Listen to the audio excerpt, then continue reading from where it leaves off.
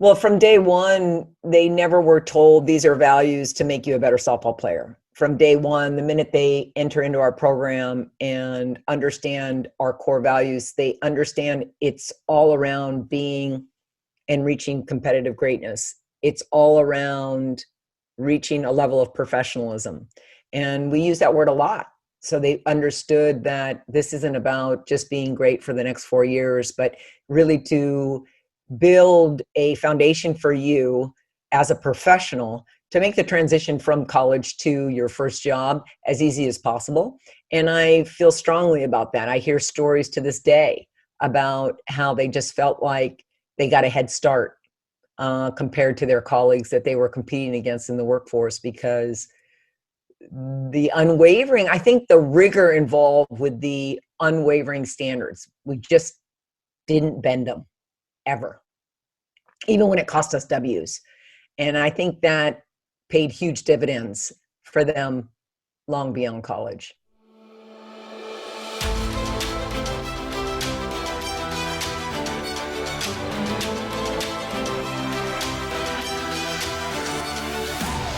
Welcome to the Coaches Club podcast, powered by Transform Sport, where we believe great coaches transform lives, athletes deserve great coaches, and coaches deserve great training.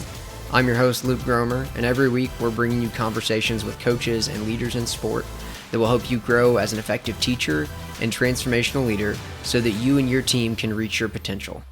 Coaches, I'm excited to welcome Sue Enquist to the podcast. Coach Enquist is the former head coach of UCLA Softball and an 11-time national champion. Coach Enquist played for UCLA and helped win their first national title as a player. Then from 1980 through 2006, she was on the coaching staff and helped the Bruins win another 10 national titles as a coach. From 1989 through 2006, she served as the co-head coach or sole head coach and amassed over 800 wins and won over 83% of her games. She has been inducted into 6 Hall of Fames and won multiple Coach of the Year awards. Today, we talk about sustaining success, holding unwavering standards, creating buy-in, preparing athletes for life after sport, and a lot more. 2 quick things before we hop into the conversation. First, if you'd like to get a free PDF of the notes in this episode, go to transformsport.org/podnotes or click the link in the show details to get a copy. Second, in July, I'm launching the Coaches Club course and community. Too many coaches feel frustrated, isolated, and unsupported in their coaching. The Coaches Club is an 8-week online cohort course that will help you grow as an effective teacher and transformational leader, surrounded by other like-minded coaches. The course consists of 8 weekly masterclasses covering specific coaching topics, 4 one-on-one calls with me, and a lot more. 10 of the 12 spots have been claimed. The cohort begins the week of July 15th, so claim your spot before they're gone. To learn more about the Coaches Club, go to transformsport.org/coachesclub or click the link in the show details, or you can send me an email with questions at luke@transformsport.org. And if you'd like to reserve your spot in the cohort, go to transformsport.org/free-call or click the link in the show details to schedule a call to talk with me today and reserve your spot. Now to my conversation with former UCLA softball head coach and 11-time national champion, Sue Enquist. Enjoy the episode. I know you're not currently coaching anymore. You kind of transitioned to a different phase of life, but I would just love to start off and know, why did you coach?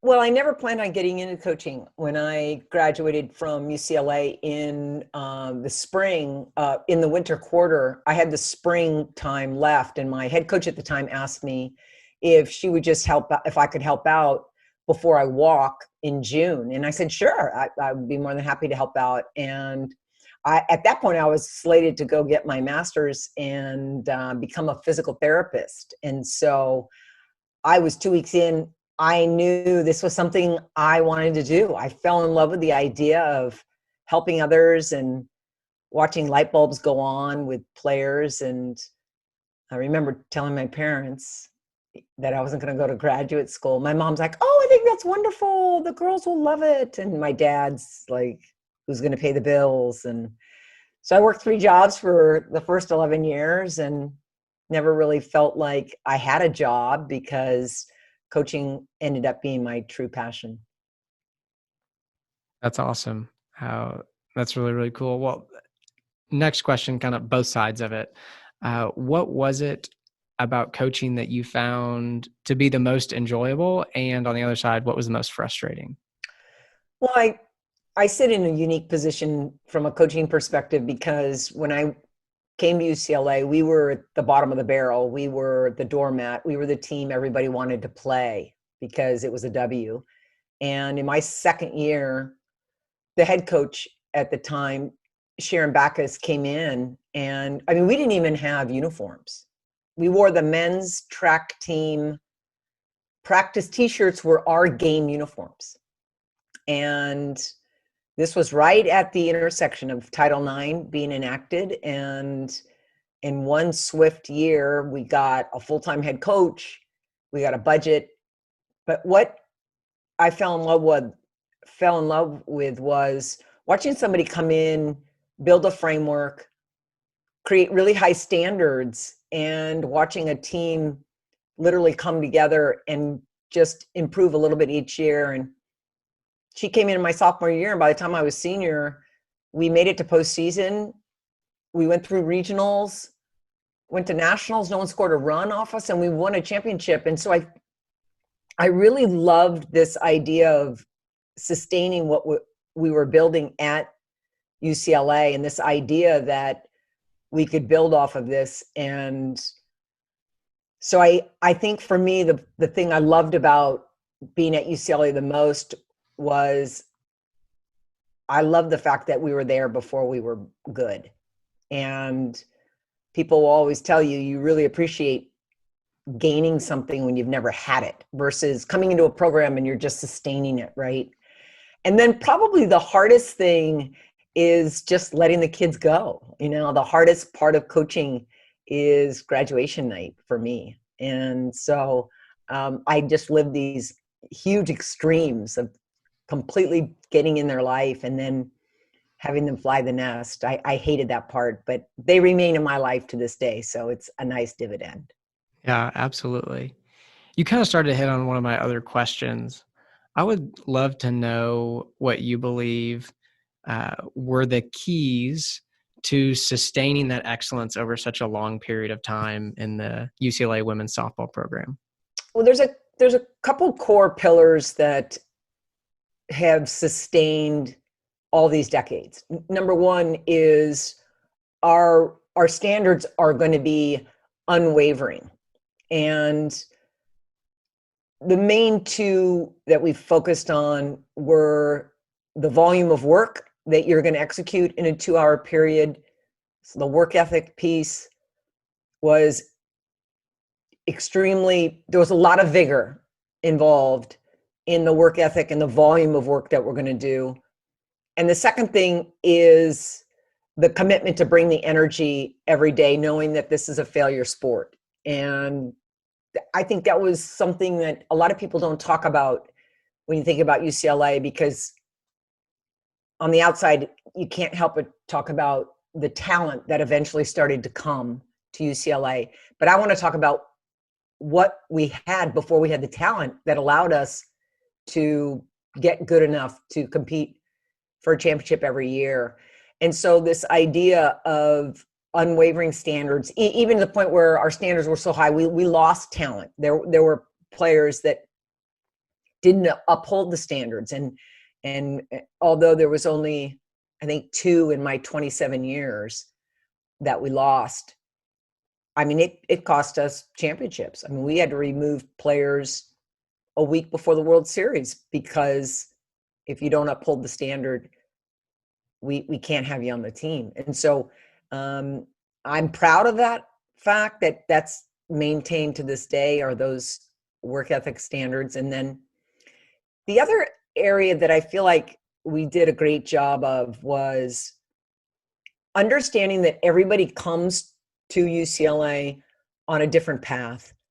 Their level of talent is different, and how we customize the learning based on where they are.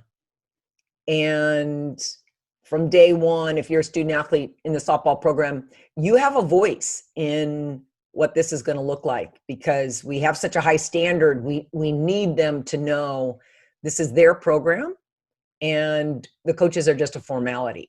and we'll be the guideposts for you, but this is your program. This is something that you're going to take care of, and we'll be the messengers of maybe the strategies and the technical side, but they must feel like they're the leaders on the field. We never had a captain in my 27 years. And that's because we felt everybody must captain their own ship, and they must learn to take care of one another. Now, obviously, like all programs, the seniors by default knew that they had the most intel, but we had a high expectation for the freshmen that came in. So we never felt like we were rebuilding. We always felt like we were reloading. No, that's really, really good. One thing to follow up on that, you talked about that as a program, you recognized every kid was at a different level, on a different path. How did you handle that when it came to just obviously the high level of competition that you're playing at, and supporting especially those players who weren't at the level that they needed to be to perform in games at that point in their career? I think that's a really good question. And number one, our biggest challenge wasn't that they weren't going to work hard enough. Our biggest challenge was there's such a small margin for error once you develop a perennial national champion that they understand that. They understand that small margin for error, and that creates a heightened sense of anxiety. So we worked really hard at celebrating when you got to UCLA. We're going to celebrate because you've sacrificed your whole life to get here. You missed the junior senior prom. You missed the spring lake trip. You never got to go to that trip in Mexico during the summer because you were playing travel ball and you were committing to your collegiate experience. And so we're going to celebrate because most of you, your career is 4 years away from being over. So contrary to a lot of programs that bring the freshmen in and they're like, freshmen, you're going to go to the next level. You don't know what it's about. We're like, oh, no, you've actually perfected it. You're about a 10-year veteran. And the seniors, they're 14-year veterans. So what we did is we really encouraged them to go for it and fail a lot, fail fast, meaning be first up after recovery. We have no time for you to do the oh poor me's because there's a small margin for error. So we never needed them to be perfect. We needed them to just go for it and then have really fast failure recovery. Yeah, that's really, really powerful. I love that, especially, I remember being a freshman in high school. I didn't play collegiate sports, but being a freshman in high school, you're so nervous. And so just to be given permission to fail and to be affirmed that, hey, you've made it to this level. Obviously you're capable. I think that's really, really powerful. And I think we need to do that now more than ever because the student athlete today doesn't get to celebrate sport as an escape like my generation or the generation that I coached. Pre-social media, sport was an outlet. And now the student athlete has no reprieve because they have to document everything they do. They have to take a picture and give the peace sign to eating a burrito and going to the park. And that can be draining on individuals where they know everything they do is for a thumbs up or, another follow. And that's got to be draining. So we wanted practice. When I was coaching, Twitter and Instagram had not even started. So I didn't have to worry about the social media challenges, but I did have to deal with the anxiety around these student athletes coming to a program where no one has never not won.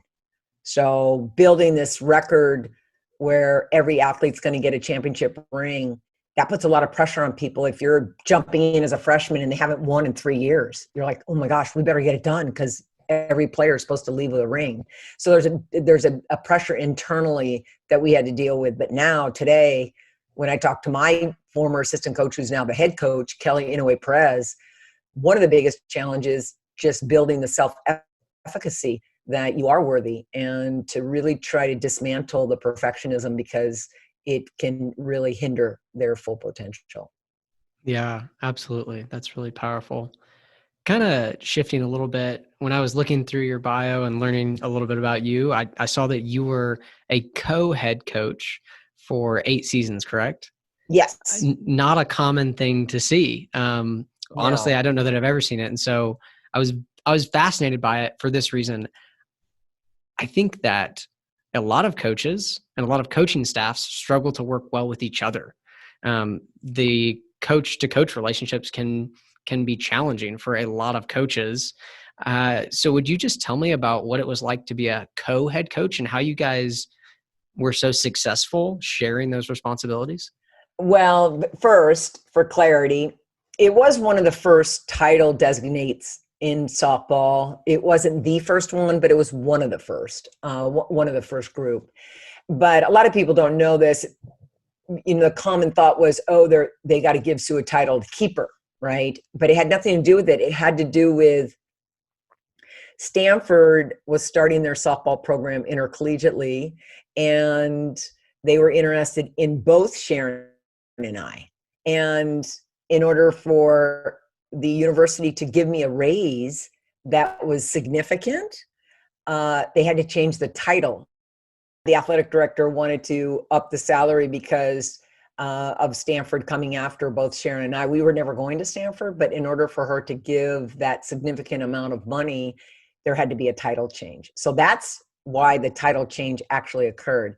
Sharon was my head coach. So she was always the boss. It was never really any question, but she was the type of leader that empowered me. I was in charge of organizing practice and helping with set the lineups. And I just had a lot of autonomy with Sharon. She was just so collaborative. It was really easy because of the person and leader that Sharon was. That's so fascinating. I like that. What were some other things that she did that empowered you to lead, even though you weren't necessarily the one in charge? Well, I think she was just the type of person that believed that the goal at the end of the day is for as many people to get better and to reach their best selves. And she knew the best way to do that was to scale herself.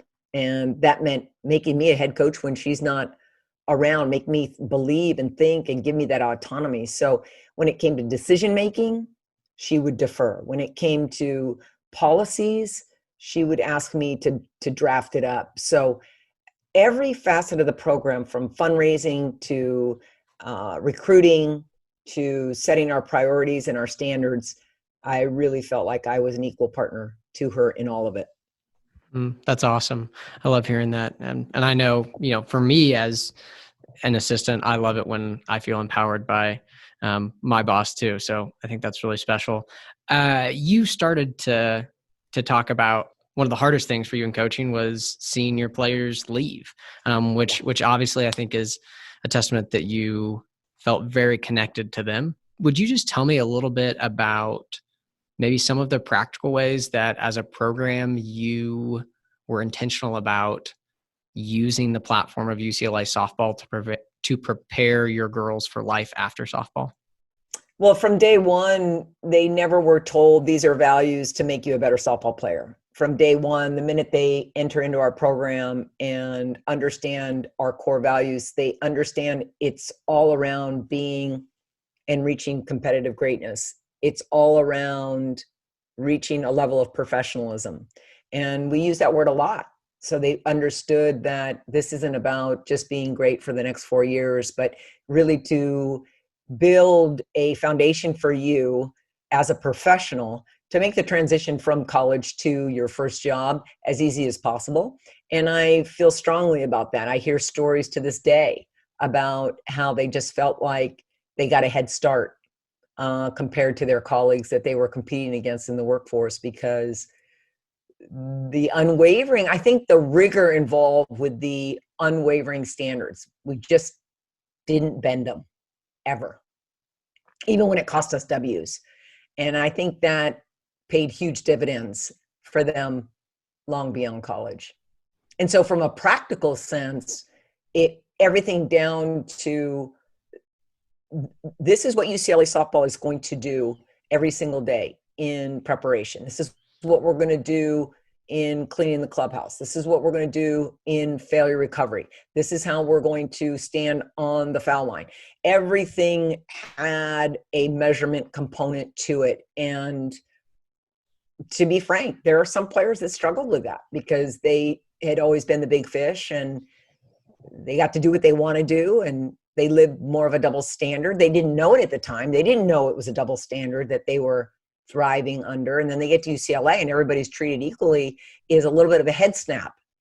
And for us, it's not even about Sharon and Sue. It was about, we're stewards of the program and we are a voice for the program. The program is now bigger than all of us. So you can plug and play anybody to come in and run that program. And the unique thing about our program is started in the mid 70s. We've only had 3 head coaches. Wow. Yeah, that's, and 2 of the 3 played at UCLA. So that, and the other one started the program. So there's a DNA there that's very, very unique compared to other programs. yeah, that's really special. That's really special. Tell me a little bit about your thoughts about the importance of shared language for a team. Yeah, I think this is really interesting. I think what's important to discern is whenever you're, for yourself, when you're looking at programs and you're trying to discern, why are they successful? Why are they continually in the conversation? You know, all teams don't win it every year, but there are programs that have sustained decades and they're always in the conversation. They're always in postseason. But there's really 2 types.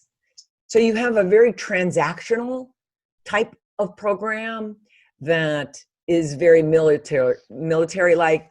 It's very vertical.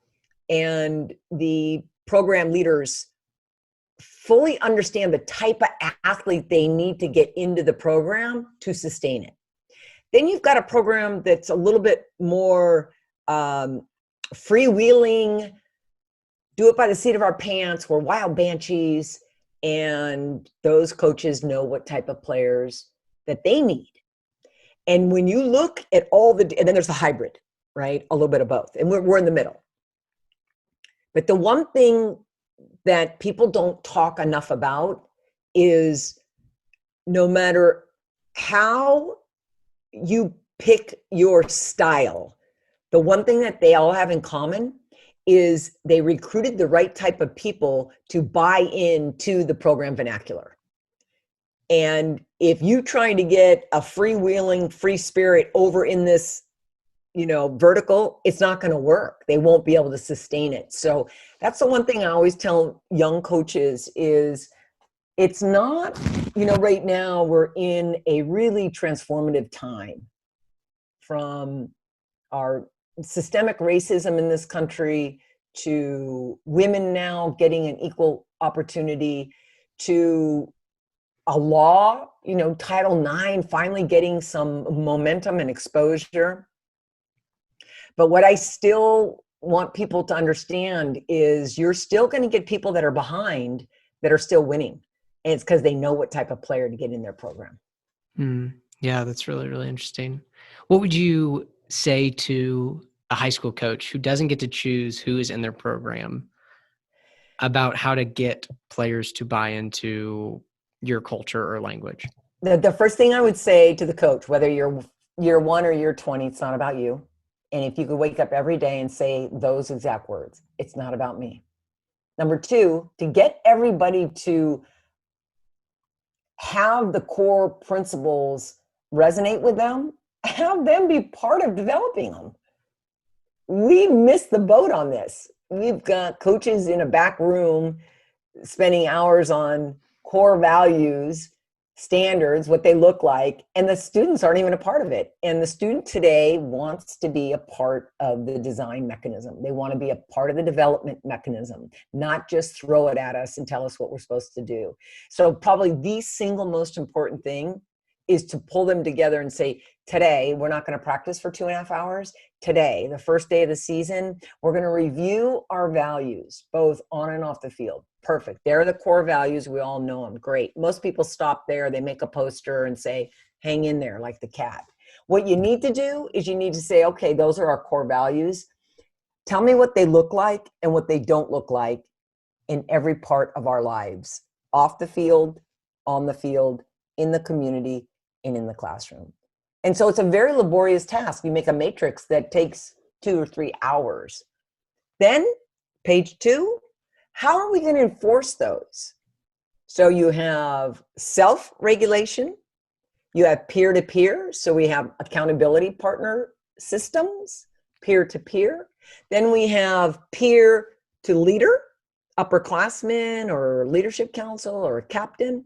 And then we have player to staff. So you have lots of systems that are overlapping around the accountability. Then layered on top of that is 911. What do we do in 911?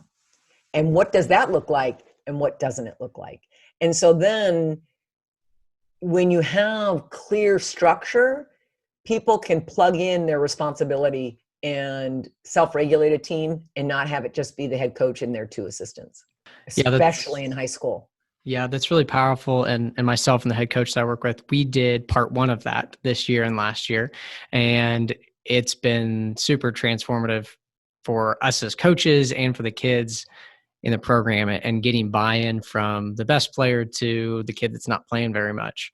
However, hearing you say that, I think the thing that we can get better in our implementation of it is that part 2 and 3 of letting them really determine, like, all right, when these aren't being met, here's what happens. And kind of enrolling them in that process of self-regulating and regulating as a team to uphold those standards. So I think that's and really I think what's hard early in my career, I was very transactional. I mean, I knew, I had a 3-hour practice. I knew we were going to get 1,275 swings in. And if my administrator came in and said, hey, I need 10 minutes, I'd go, that's 340 swings I'm giving up. I was so transactional. What would be different today is every single day I'd be collaborating with the players. How is everybody doing today? Are we red, yellow, green? Oh, the majority of people are yellow. I'm going to shorten practice, because it's about creating an environment where they're going to have the best 2 hours of their day. That was, for you as a coach, that's the first thing you should say when practice is over. Was that the best 2 hours? And I would ask my players, hey, was it the best 2 hours today? And sometimes they say, no, it wasn't. It wasn't. It was not good. And so I would deal with that. So you got to be careful what you ask for. But I wanted them to know I was trying to do everything I could to make it the most challenging and enjoyable 2 hours of their day. Oh, that's awesome. That's such a good question. Yeah, I'm challenged by that. A few more questions for you. And these are questions that I've asked everyone I've interviewed to kind of try to distill some of these ideas and theme for my talk. The first would just be, what do you think, in your experience and from your perspective, is the biggest problem facing youth sports? And let's think high school and below. That youth sports does not create a system where we place a higher value on how to connect to children. So we put coaching on the back burner so you can just jump in, make sure you haven't killed anybody, take your fingerprint, and you're a volunteer. And society is saying, go to every clinic and learn the X's and O's, when in youth sport, your only job, you have one job in youth sport, one job in youth sport is to have that kid at the end of the season raise their hand and say, when does next season start? That's it. We don't need you to be the state champion of 8 and unders. And that's number one. We are not setting up our volunteer coaches to be successful. Our society overall doesn't value the important leadership component of youth sport. Number two, across the board, we're not putting higher accountability on the parents and their game day behavior. We're not putting parents through an onboarding process to teach them, I always say, to teach them game day behavior. I was so interested in trying to help. I built a parents of performing children game day assessment, so just to try to build awareness for parents on, let's see how you are on game day. So we built a series, a bank of questions from the minute you get in the car to the time you get home at night, to build awareness around the minute you get in the car, they're already feeling a ramp up of anxiety. And so are you in it with them? Or are you, I always say, on game day, watch the movie. Think about the days you go to the theater. When we used to go to the theater, what do? The first thing we do is we walk in quietly, not to disrupt anything. We turn our phone off. We sit down, respectful of people, respectful of the screen. We're not yelling at the movie screen. And we ride this emotional roller coaster of the movie,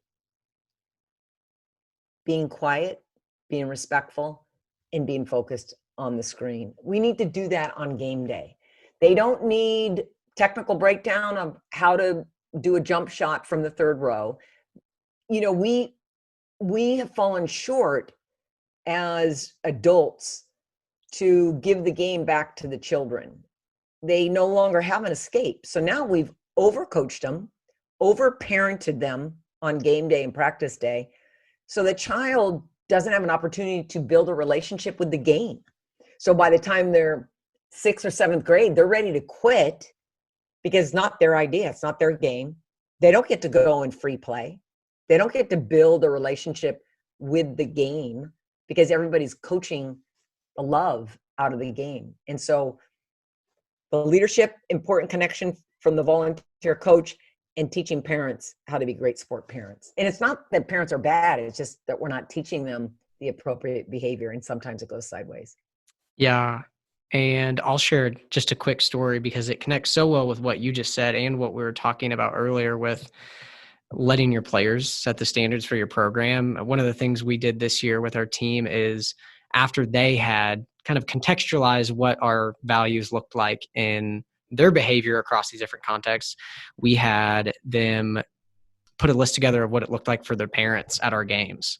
Beautiful. And it was just really simple things like, you know, when a ref makes a bad call or when you're in the stands or after the game, like how do you want your parents to act in these situations? And then at our parent meeting, we shared that with the parents. And I just said, hey, look, this is what your son said. Your son said that they wanted you guys to just encourage them to not yell at refs when they make a bad call. And they just said that after the game, they just want for you to give them a pat on the back and they don't really want to talk about the game. Yep. And it's been cool to see the parents' response to it this season. And honestly, we really haven't engaged with it much else other than just that initial meeting. But there was one parent of one of the boys on our team that said to the head coach after one of the games, because the ninth grade girls play before us, she was like, Coach, I guess the girls' parents didn't get that same talk that you guys gave us. And it was funny, but I think it was really powerful, you know, for me just to experience like, okay, it's not rocket science, but there does need to be some honest conversation and dialogue with parents. And they were really receptive to it. I know not all will be, but I think that more will than won't. So I love that. And we have to teach parents how to dialogue around process, success, and how to recognize hustle, how to recognize being a good teammate, how to recognize great failure recovery, and not just have the first question out of your mouth when they come home is, did you win? And so what happens, they grow up thinking everything they do on the court defines their value. And that's where we start to run into trouble because they don't know how to define who they are any longer when sport is no longer part of their life. And so, I mean, even in college, we dealt with that a lot, that my identity is tied to softball. And that's the worst thing a parent could ever do to a child. Yeah, that's so powerful. I have two final questions for you. Here's the first. What do you think are 3 or 4 things that every coach of every sport at every level, they need to be educated on these things? They need to, number one, listen to your staff and players. Listen first. In 2020, listen first to what the team, the players, the environment is asking for.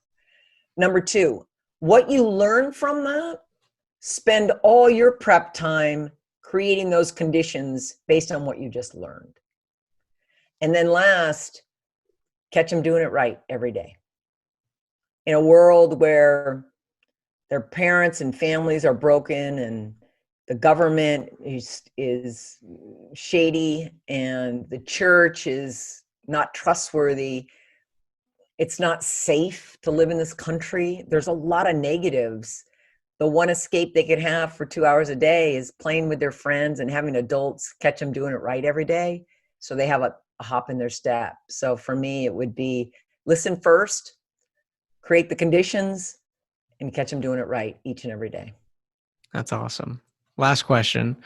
If you could go back in time to your first day of coaching, what advice would you give yourself that you know now that you wish you would have had then? Before you organize practice, ask them how they're feeling, what they need. Because early in my career, I just was authoritative. It was just, I know exactly what we need to do, and very transactional. So I would go back and say, listen first, and then build it.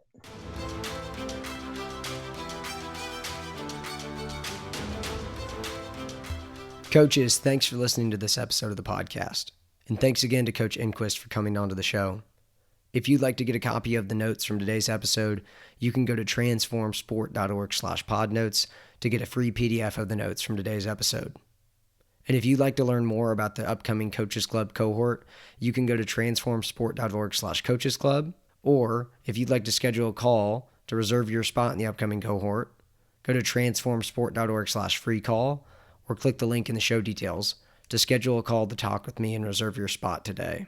Thanks for listening to the Coaches Club podcast powered by Transform Sport, where we believe great coaches transform lives, athletes deserve great coaches, and coaches deserve great training.